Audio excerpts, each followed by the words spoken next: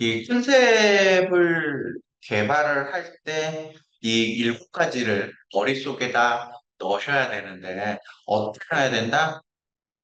학문적이지 않은 메뉴나 인테리어나 사람이나 이런 거를 염두를 해놓고 학문적인 관점에서 일곱 가지를 해결을 해보는 거예요. 하나씩. 그게 바로 브랜드 컨셉을 만드는 방법입니다. 이거는 책에는 없어요. 책에는 없고 실무에서 이렇게 씁니다. 매장 안에 들어갈 수 있는 요소들을 잘 정리를 해. 간판 어떻게 할 거야? 가구 어떻게 할 거야? 메뉴 어떻게 할 거야? 이걸 참 배열을 해. 그리고 나서 제가 설명했던 일곱 가지 컨셉 안에서 얘를 맞춰봐. 그러면 그게 브랜드 컨셉의 정리가 됩니다. 그러면 나서 브랜드를 개발을 합니다. 자, 그러면 학술적인 얘기를 조금 더 이어가게 할게요. 이러한 컨셉을 개발하는 방법적인 것도 제가 방금 실무에서 하는 것처럼 그냥 나열해놓고 적으라고 했죠. 근데 막 나열하면 그냥 적으면 정리하기가 힘들죠. 그럼 정리 어떻게 하는 게 편해요? 정리하는 방 있어요. 기존에 여러분 학교에서도 배웠을 거고 충분히 봤었던 것들이에요. 그 중에 하나가 품질 기능 전개 방법입니다. 품질 기능 전개는 제품을 만드는 쪽에서 많이 쓴다고들 착각을 해요. 그렇지 않아요. 서비스에서도 품질 기능 전개를 쓰고 있습니다. 그런데 실무에서는 잘 안 쓴다. 왜요? 쓸 줄을 몰라서 안 쓴다. 그러니까 이 쉬운 거예요. 생각보다 쉬운데 공대생들은 좀 쉽게 쓰더라고요. 이 품질 기능 전개를. 근데 이제 인문계 학생들이 보면 품질 기능 전개 아주 접근이 잘 안 돼. 되게 어려워해요. 어려워해요. 근데 이 뭐 영어로 하면은 QFD, Quality Function Development라는 건데 아무튼 뭐 일본에서 1960년대 개발됐어요. 근데 일본에도 굉장히 잘 쓰여졌는데 새로운 제품과 서비스를 만들기 전에 고객 만족을 연결하는 시스템 개발하는 방식이에요. 네. 그러니까 왜 이 품질 전개망이 가능하냐? 이, 이, 이 서비스에서는 품질 전개를 그릴 때 어떤 걸 먼저 그리냐면은 내부에서 들려오는 그 직원들의 소리, 그리고 외부에서 들려오는 고객의 소리, 그 보이스 오브 커스터머, 이 VOC라고 하는데, 이런 것들을 개발 프로세스에다 집어넣을 수 있기 때문에, 제 그러는 건 아니에요. 특히나 서비스는 경험에 의해서 각인된다고 제가 했기 때문에, 기존의 서비스를 경험해 본 사람들의 불편함이 분명히 있을 거예요. 그 불편함을 줄이라는 거예요. 그러니까 어떤 외식 매장을 내가 갔는데 너무 뭔가에 내가 불편했어. 그런데 그런 것들을 우리가 풀어보면 어떨까? 그 풀어보는 방식을 품질 전개에다가 집어넣으면 어떨까? 이거 품질 전개 방법이에요. 그러니까 품질 기능 전개를 쉽게 쓰는 방법은 음, 이 품질 기능 전개에서는 제품을 만들 때의 전개에서는 고객의 소리보다는 각각의 제품이 갖고 있는 기능적인 요인들을 카테고리별로 문제점을 정리를 하려고 한다고 하면 이 우리 방식에서 외식 쪽에서의 방식은 고객에 대한 소리를 귀기울여서 기능 전개를 하는 겁니다. 예. 그러니까 심플해요. 고객이 원하는 거를 만들어주면 되죠. 근데 이게 왜 어렵냐? 시장 조사라는 단계를 먼저 거쳐야 되는데 그 마케팅을 혹시 공부해 보신 분들은 그걸 아실지 모르겠지만 고객 마케팅에서는 이제 실패라는 거를 상당히 많이 합니다. 이제 서비스 실패라고 얘기를 하는데 서비스가 실패됐는지 안 됐는지 확인할 방법이 없어요. 뭐 서베이를 하거나 조사를 하거나 하지 않는 이상 이 동양의 고객들이 심각한데 10명의 고객이 서비스 실패를 경험을 해도 이 서비스에 대한 불평을 얘기하는 사람은 한 정도밖에 안 나와. 해외 중에서 이제 유럽이나 아메리카 대륙 쪽에 있는 분들, 특히나 이제 미국인들이나 유럽인들 같은 경우에는 불평을 잘 얘기를 합니다. 나 이거 불편해. 이거 싫어. 이거 바꿔주라고 얘기하는데 우리는 그렇지 않다라는 거예요. 그러니까 저 같은 경우도 예를 들어 뭐 짜장면을 먹다가 머리카락이 나와. 그러니까 여러분들 어때요? 그 자리에서 항의를 하고 환불을 하고 나가나요? 저는 안 그래요. 그냥 머리카락 빼. 옆에 빼놔. 그리고 먹어. 잘 먹어요. 그리고 나갈 때 얘기는 해줘. 머리카락이 있었다. 관리를 좀 잘하면 좋겠다고 하지. 그거 가지고 소리를 치거나 컴플레인을 제공하거나 플레임을 제공하거나 이런 행동을 잘 하지 않는다. 저만 그런 게 아니라 조사를 해봤더니 동양인의 대다수는 플레임 제기를 하지 않는다라는 거예요. 그러면 서비스가 실패했는지 성공했는지 알 수가 없죠. 근데 이 품질 기능 전개에서 가장 중요한 게 고객의 소리라고 했잖아요. 고객이 뭘 요구하고 뭘 불편해하는지를 물으면 얘를 쓸 수가 없어. 그렇다 보니까는 품질 기능 그 전개에서 시장 조사를 철저하게 하기를 원합니다. 다양한 방식으로 시장을 조사함으로써 고객이 무슨 생각을 하고 있고 얘기를 하고 있는지를 듣고 나서 품질 기능 전개를 쓰는 방식이 일반적인 제품에서의 품질 기능 전개하고 다르다. 혹시 품질 기능 전개의 그림이 궁금하시는 분들은 수업 중이라도 검색을 해보세요. 품질 기능 전개가 나오죠? 집 모양이에요. 집 모양으로 돼 있어요. 근데 음, 여러분들이 제가 이 그림을 깍깍하고 이 자료에다 안 넣었는데 기본적으로 집 모양입니다. 그래서 맨 오른쪽은 이 품질 전개의 맨 오른쪽은 이 경쟁사의 비교, 그러니까 키 포인트에 대한 비교가 있고 이 품질 전개의 마지막 아래쪽에는 이 경쟁력에 대한 benchmarking, 그리고 이제 중간에는 우선순위를 적고 맨 왼쪽이 중요해요. 왼쪽 하나하나가 고객의 요구사항을 반영하는 거예요. 그래서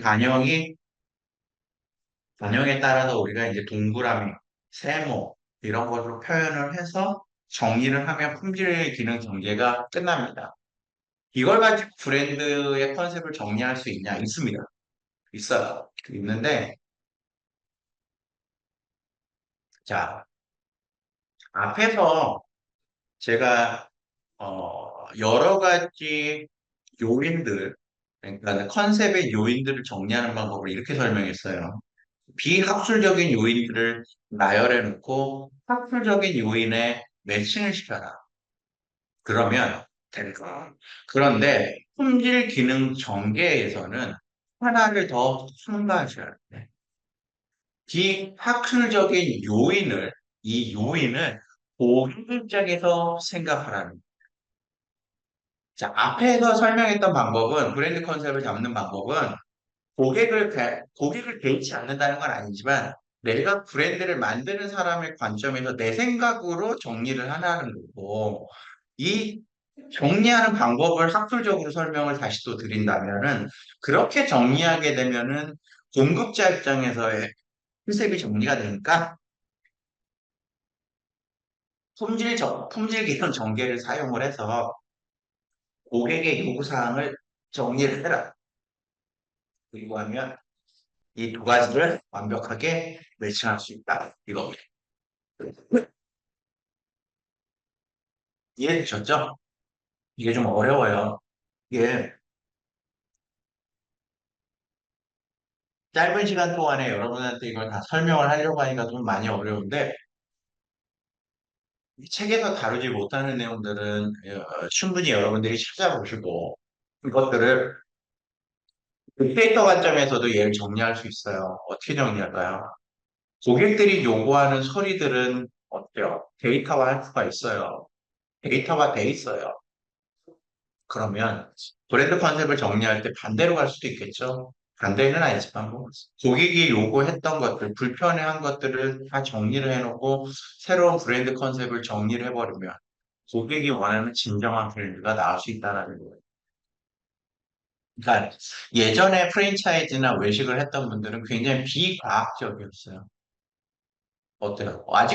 아직까지도지만 이게 전체 매장의 80%가 넘는 분들은 그냥 할 게 없어서 또는 나는 될 거야 라는 식으로 브랜드를 만들었다면 여러분들은 데이터 관점에서 얘기를 한다면 고객의 소리는 충분히 정리가 되어 있습니다.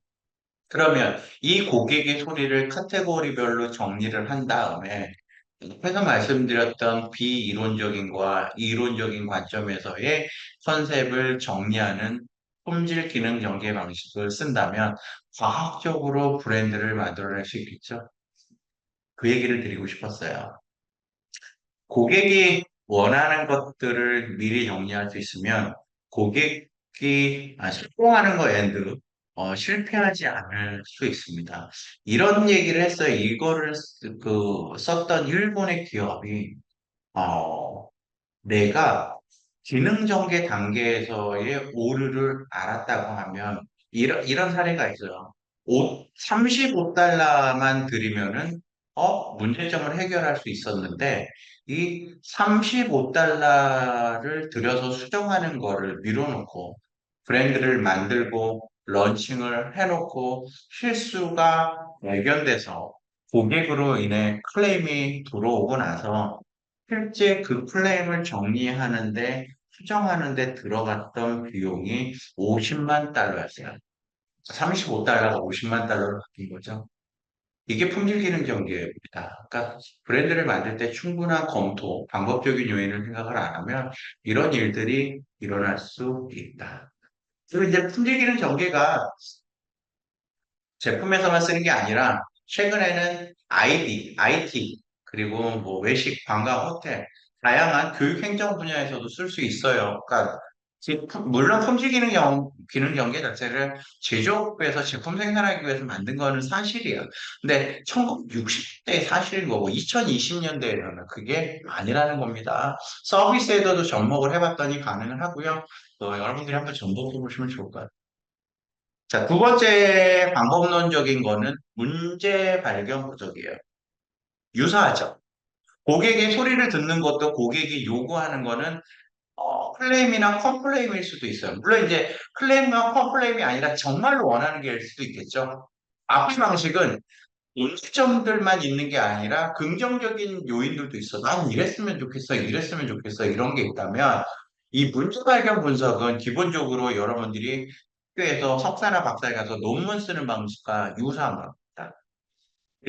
제목 그대로 문제점들만 나열하여 가지고 그 문제점에서의 해결책을 제시하는 거예요. 이런 문제점이 있어요, 이런 문제점이 있어요, 이런 문제점이 있어요. 이 문제점을 다양한 문제점을 쭉 나열해요. 근데 이 문제점이라는 게 현재 상태에서의 문제일 수도 있고 또는 미래에 발생할 수 있는 문제점일 수도 있어요. 그래서 이거를 to be와 as is로 놓고 이 갭을 정리해 나가는 겁니다. 이게 굉장히 심플한 방법이에요. 그러니까 조사를 문제가 나열되죠. 또는 조사를 안 해도 돼요. 어떻게? 내가 아까 비과학적인 방법이긴 하지만 머릿속에서 생각한 컨셉에 대한 내용들을 쭉 나열을 해놔요. 그러면 여기서 발생할 수 있는 문제점들만 찾아보는 거예요. 문제점들만. 좋은 거는 정리하지 말고 좋은 거와 나쁜 걸 같이 정리하는 건 품질 기능 전개고 문제 해결 방식에서는 소비와 LGG 상태의 이 갭만 정리하는 거기 때문에 문제점. 이걸 어떻게 해결할 수 있을까? 어떻게 해결할 수 있을까? 이걸 통해서 문제를 해결하면 목표가 달성이 되겠죠? 네. 그러니까 요거는 좀 굉장히 방법입니다. 그래서 근데 이 방법을 잘 못 써. 왜 못 쓸까요? 문제가 뭔지를 몰라. 가장 중요한. 그죠? 본질적인 거. 문제가 뭔지를 모르면 이거는 쓸 수 없는 방법입니다. 근데 문제 해결 방법, 브랜드 컨셉 개발 방법에서 문제를 명확하게 판단하고 이해할 수 있는 능력만 있으면 해결 방법을 찾는 거잖아요. 대다수가 그래요. 이 문제 해결 방법은 문제 발견 분석 방법, 뭐 이랑 같은 말이긴 하지만 우리가 공부할 때도 마찬가지예요. 문제의 핵심, 그 문제점을 이해하지 못하면 계속해서 그 문제는 틀릴 수밖에 없어요. 그래서 여러분들한테 가능한 한 개념 이해를 실무적 차원에서 설명을 하려고 하는 이유도 여러분들이 문제 인식을 쉽게 할 수 있게 도와드리기 위한 거지, 문제 자체를 인식하지 못하면 해결책을 제안할 수가 없습니다.